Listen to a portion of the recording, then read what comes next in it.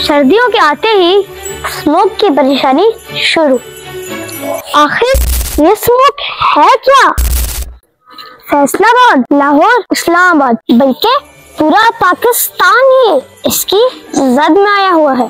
पंजाब के बच्चों की तो खुशी की इंतहा है क्योंकि उधर छुट्टियां जो हैं या ऑनलाइन क्लासेस, लेकिन ये स्मोक हमारे वालिदैन के बचपन में तो नहीं था।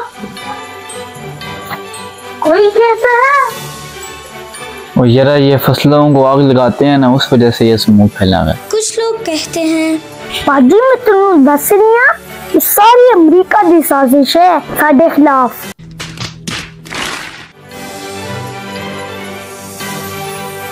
और कोई कहता है हाजी साहब मैं आपको बता रहा हूँ कि सारे हमारे गुनाहों की वजह से।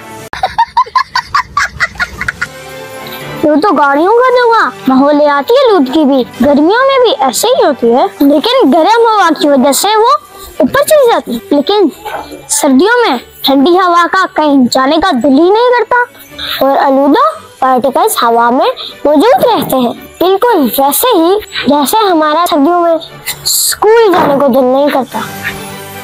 लेकिन अब सवाल ये है, तो अब करें क्या? सबसे पहले बाहर जाते हुए ये वाला मास्क नहीं, ये वाला मास्क पहने।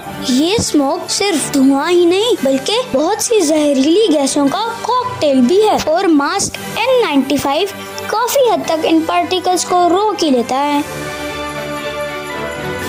हर मसले का हल उसको जलाना नहीं होता,